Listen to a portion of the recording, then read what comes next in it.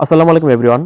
গত ২৬ December BPL এর উদ্বোধনী ম্যাচে সিলেট টাইটান্সকে ৮ উইকেটের বড় ব্যবধানে হারিয়ে তারপর ২৭ ডিসেম্বর ঢাকা ক্যাপিটালসের বিপক্ষে ৫ উইকেটের পরাজয়ে এবং সবশেষ গত ২৯ ডিসেম্বর নোয়াখালী এক্সপ্রেসকে ৬ উইকেটে হারিয়ে ৩ ম্যাচে ২ জয়ে ১ পরাজয়ে কিন্তু মোটামুটি একটা ভালো অবস্থানে আছে রাজশাহী ওয়ারিয়র্স দল। এখন রাজশাহী ওয়ারিয়র্স দলের প্রতিপক্ষ হচ্ছে রংপুর রাইডার্স। নিতান্তই রংপুর রাইডার্স এবারের বিপিএল এর সবচাইতে শক্তিশালী দলটি। এখন রাজশাহী ওয়ারিয়র্সের জন্য আজকের এই ম্যাচটি খুবই একটা পরীক্ষার একটা মঞ্চ। আজ সন্ধ্যা ৬টায় রাজশাহী ওয়ারিয়র্স এবং রংপুর রাইডার্স মুখোমুখি হচ্ছে। এখন রংপুর রাইডার্সের বিপক্ষে রাজশাহী ওয়ারিয়র্সের একাদশটা কিরকম হবে, একাদশে কয়টা পরিবর্তন হবে, সেই সকল কিছু নিয়ে আজকের এই ভিডিওতে কথা বলবো। প্রথমত রাজশাহী ওয়ারিয়র্সের প্রথম ২ ম্যাচে যে স্কোয়াড একাদশ ছিল সেখান থেকে তৃতীয় ম্যাচের একাদশে বেশ কয়েকটি পরিবর্তন এসেছে। দেশীয় ক্যাটাগরিতে ২টা এবং বিদেশি ক্যাটাগরিতে একটা।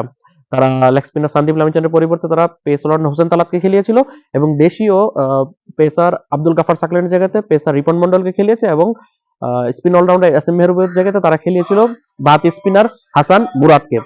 এখন আগে যদি দেশীয় ক্রিকেটারদের কথা বলি, রাজশাহী ওয়ারিয়র্সে যেই ৭ জন দেশীয় ক্রিকেটার রয়েছে এখান থেকে পরিবর্তন হওয়ার সম্ভাবনা খুবই ক্ষীণ, যদি হলেও একটা পরিবর্তন হতে পারে।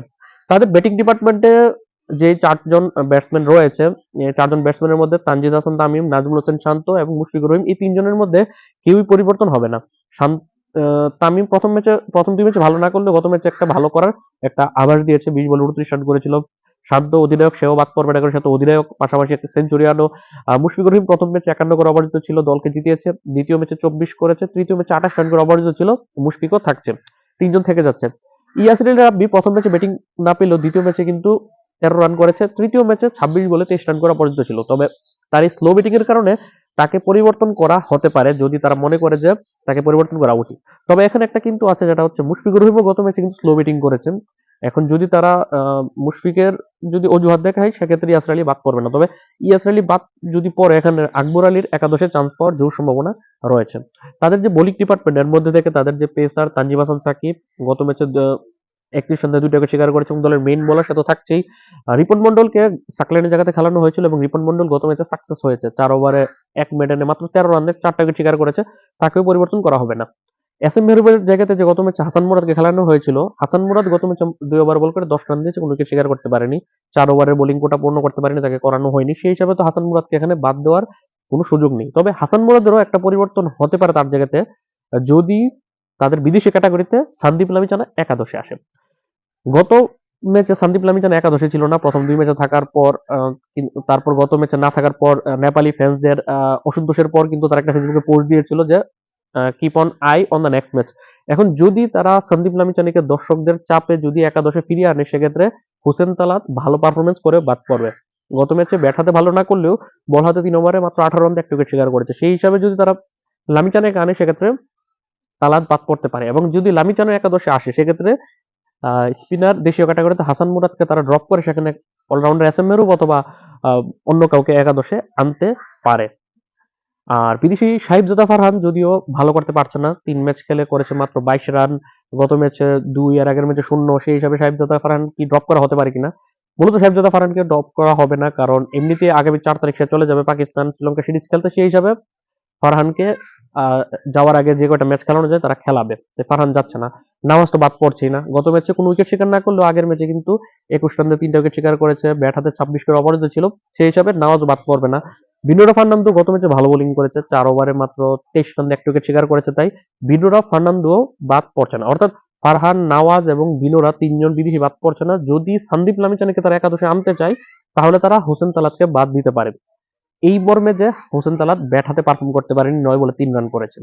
তবে যদি তারা তালাতের বোলিং পারফরমেন্সটা দেখে, ৩ ওভারে ১৮ রানে ১ উইকেট, সেক্ষেত্রে সন্দীপ লামিচানা নাও আসতে পারে। তবে এখন সম্পূর্ণ ডিপেন্ড করছে টিম ম্যানেজমেন্টের ইচ্ছার উপর, যে তারা দর্শকদের চাপকে তারা গ্রহণ করে তারা তালাতকেই খেলাবে নাকি তারা সেই জায়গাতে খেলাবে সন্দীপ লামিচানিকে। যদি এখানে সন্দীপ লামিচানি খেলে তাহলে দেশীয় ভাতি স্পিনার হাসান মুরাদকে তারা না খেলে সেখানে এস এম মেহরুবকে খেলাবে, তখন ২টা পরিবর্তন হয়ে যাবে। আর যদি তারা তালাতকে সুযোগ দিয়ে আরো একটা সন্দীপ লামিচানিকে না নেয়, সেক্ষেত্রে তালাত একাদশে থাকবে, হাসান মুরাদও বাদ পড়বে না। যদি বাদ পড়ে কেউ, সেটা হচ্ছে মিডল অর্ডারে ইয়াসির আলী যদি বাদ পড়ে তার জায়গাতে আকবর আলী আসতে পারে। আমি ব্যক্তিগতভাবে প্রেফার করব আকবর আলীকে একটা সুযোগ দেওয়া যেতে পারে, যদি টিম ম্যানেজমেন্ট মনে করে যে ইয়াসির আলীকে একটা ম্যাচ ড্রপ করে আমরা আকবর আলীকে সুযোগ দিয়ে দেখতে পারি। তবে আবার গত ম্যাচের তার স্লো ব্যাটিং এর একটা কারণও রয়েছিল, রাজশাহী ওয়ারিয়র্স এর মুশফিকও স্লো ব্যাটিং করেছিল, সেই হিসাব করলে ইয়াসির আলী আরেকটা সুযোগ ডিজার্ভ করেও একদিক থেকে, মুশফিককে যদি একাদশে রাখা হয় সেই হিসাবে যদি ইয়াসির আলী একাদশে থাকে সেক্ষেত্রে ওই বাকি সাদিব লামিচরের একাদশে আসা না আসার উপর ডিপেন্ড করবে যে হাসান মুরাদ একাদশে থাকবে কি না। আপনাদের কাছে কি মনে হয়, সাদিব লামিচরকে কি একাদশে রাখা উচিত কিনা, মানে তাকে একাদশে ফেরানো উচিত কিনা? তালাতে 3 ওভার 18 রান দেয়, 1 উইকেটে ভালো বোলিং এর পরও যদি সাদিব লামিচরকে একাদশে আনা হয় সেক্ষেত্রে তালাত বাদ পড়বে, আবার বাহাতি স্পিনার হাসান মুরাদ বাদ পড়বে, তার জায়গাতে এস এম মেহরুব আবার মিডল অর্ডারে চলে আসবে।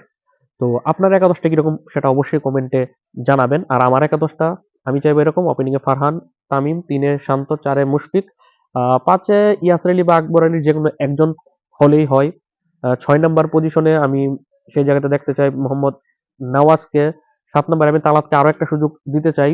এর বাইরে বোলিং এ বাকি যে যারা যেভাবে রয়েছিল, তানজিম সাকিব থাকবে, রিপন মন্ডল থাকবে, সেখানে হাসান মুরাদকে আমি রাখবো।